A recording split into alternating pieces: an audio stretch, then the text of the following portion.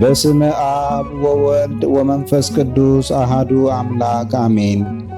ሐምሌ 8 ቀን የሚከበሩ የቅዱሳን በዓላት፦ አቡነ ኪሮስ ጻድቅ። የጻድቁን ስም የሚጠራ አፍ ንዑድ ነው፣ ክቡር ነው። በእውነት የቅዱሱን አባት ክብር ለማግኘት መፍጠን ይበጃል። አቡነ ኪሮስ የተወለዱት በ4ኛው መቶ ክፍለ ዘመን ሲሆን ወላጆቻቸው ነገሥታት ናቸው። ተወልደው ባደጉባት ሀገር ቁስጥንጥንያ ገና በልጅነት ምቾት ሳያሳሳቸው መጻሕፍትንና ትርምትን ተምረዋል። ወንድማቸው ወይም ታላቁ ቴዎዶሲዮስ በነገሰባቸው የመጀመሪያ ዓመታት በቤተ መንግሥቱ ዙሪያ ግፍ በዝቶ ነበርና አቡነ ኪሮስ ከኃጢአት ለመራቅና ለጌታ ለመገዛት ከከተማው ጠፍተው አህጉር አቋርጠው ወደ ግብፅ ገዳመ አስቄጥስ መጡ። እርሳቸውን ለመፈለግ የተደረገው ሙከራ አልተሳካም። ይባስ ብሎ የንጉሡ ልጅ ገብረ ክርስቶስ ሙሽርነቱን ጥሎ ወደ ሌላ ሀገር መነነ። የቅኖች ትውልድ ይባረካል እንዳለ ቅዱስ ዳዊት አቡነ ኪሮስ ለሙሽራው ገብረ ክርስቶስ አጎቱ ናቸው። አቡነ ኪሮስ በገዳሙ ውስጥ የታላቁ አቡነ በብኑዳ ደቀ መዝሙር ሆነው ለዘመናት ቆይተዋል። ቅዱስ በብኑዳን አንበሳ በበላው ጊዜ በጣም አዝነው ለምን ጌታ ሆይ በሚል መሬት ላይ ወድቀው አለቀሱ። ምክንያቱ ካልተነገረኝ አልነሳም ብለው ከወደቁበት መሬት ላይ ሳይነሱ ለ40 ዓመታት አልቅሰዋል። በዚህ ምክንያት ግማሹ አካላቸው አፈር ሆኖ ሳር በቅሎበታል። ጌታችን ተገልጦ ምክንያቱን ነግሯቸዋል። አካላቸውንም እንደነበረ መልሶላቸዋል። አንድ ቀን ጻድቁ ለቅዱስ በብኑዳ ሞት ምክንያት የሆነው መነኮስ ታንቆ መሞቱን ሰምተው በጣም አዘኑ። ሱባኤ ገብተው ፍጹም አልቅሰው ከጌታም አማልደው የዛን ኃጥ ነፍስ ከሲኦል አውጥተዋል። በሌላ ጊዜ ደግሞ ኃጥአን የሞሉበት አንድ ገዳም በግብፅ ነበርና መቅሰፍት ወርዶ ሁሉንም በአንድ ቀን ሲያጠፋቸው አዩ። ጻድቁ በዚህም ምክንያት ለ30 ዓመታት አልቅሰው ሙታኑን አስነስተው ንስሐ ሰጥተው ገዳሙን የጻድቃን ሕይወታቸውንም የፍቅር አድርገውታል። ጻድቁ እመቤታችንን ከመውደዳቸው የተነሳ በስዕሏ ፊት አብዝተው ይሰግዱና ያለቅሱ ነበር። እማ አምላክም ተገልጣ ትባርካቸው ነበር። ከዚህ በኋላ ወደ ምዕራብ አቅጣጫ ሄደው ለ57 ዓመታት ማንንም ሳያዩ ተጋደሉ። ጌታችን ኢየሱስ ክርስቶስ ለስም አጠራሩ ስግደት ይሁንና በየቀኑ ይጎበኛቸው ቁጭ ብሎም ያወራቸው ነበር። በመጨረሻም በዚች ቀን ጌታ አላፍ መላእክትን፣ ጻድቃን ሰማዕታትን፣ ድንግል እመቤታችንንና ቅዱስ ዳዊትን አስከትሎ ወረደ። ቅዱስ ዳዊት ቀርቦ እያጫወታቸው በበገናው እየደረደረላቸው ከዝማሬው ጣዕም የተነሳ ነፍሳቸው ከሥጋቸው በፍቅር ተለየች። ጌታችንም ታቅፎ ስሞ ይዟቸው አረገ። ሥጋቸውን አባ ባውማ ቀበሩት። የአቡነ ኪሮስ ቁመታቸው ቀጥ ያለ፣ ጽማቸው የተንዠረገገ ነበር። ዕድሜያቸውን ግን መገመት የሚቻል አይመስለኝም።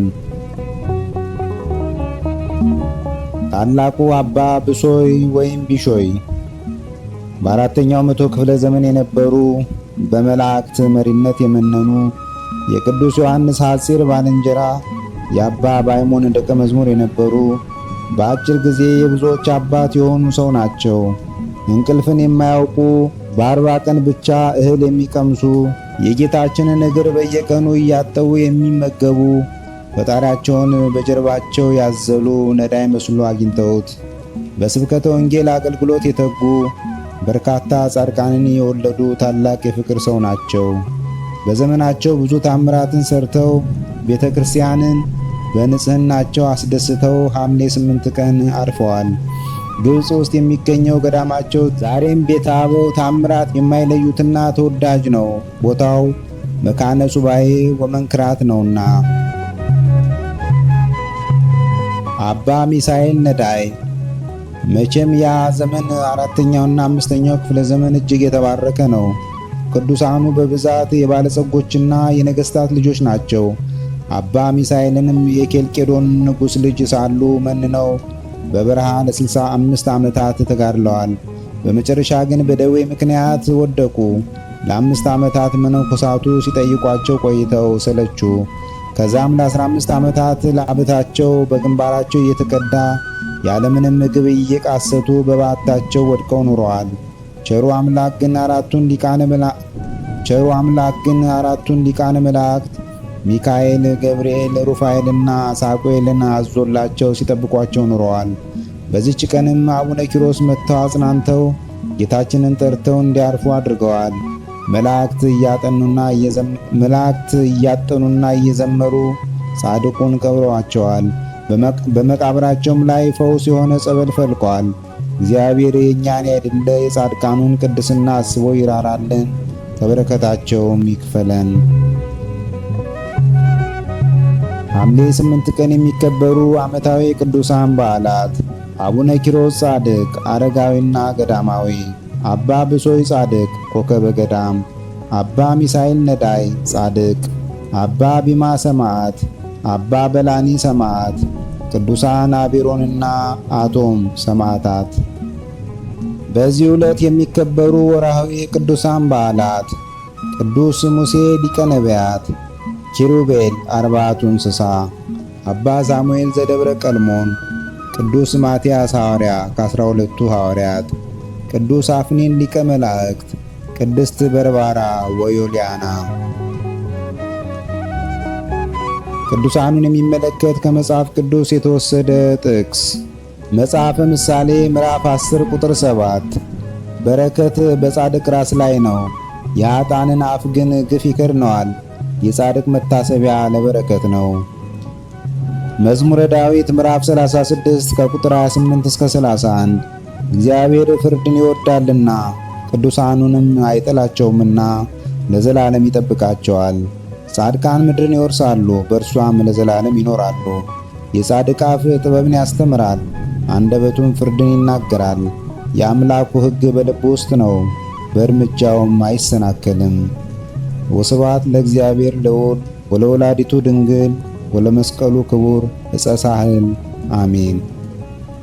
ዘአቅረብኩ አላፍ ቅዱሳንን አዘክሬ ምስጋናን አቀረብሁልህ። እኒህ ቅዱሳን ዘወትር አንተን ያገለገሉ ናቸው። በድህነቴ የማነብልን መጽሐፍ ምስጋና ተቀበል። አንተ ብዙ ባለጠጎች ካገቡት ይልቅ የድሃዋን መበለት ስጦታን ተቀብላለና።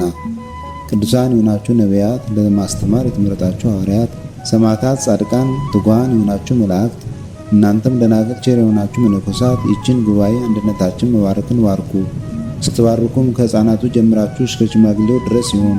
በብራና በወረቀት የጻፈውን ሊያስደርስ በገንዘብ ዋጅቶ ያጻፈውን አምኖ ያነበበውን ወደ ሌላ ልሳንም የተረጎመውንም በዝነ ልቦና አምኖ የሰማውን ከጠብ ከክርክር ከመከራ ከችግር በምትሰውር በእናቱ በማርያም ጸሎት ኢየሱስ ክርስቶስ ሁላችን አንድ ላይ ይማረን፣ ቅዱስ መንፈሱንም ይላክልን ከዛሬ ጀምሮ ለዘላለሙ ዳግመኛ እስኪመጣ ድረስ አሜን።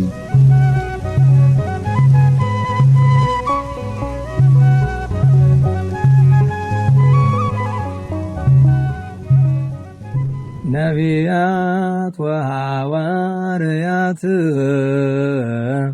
ጻድቃን ወሰማዕት ደናግል ወመነኮሳት አይሩግ ወሕፃናት ገዳማውያን ወሊቃውንት ሰአሉ ለነ ኩልክሙ ቅድመ መንበሩ ለጸባኦት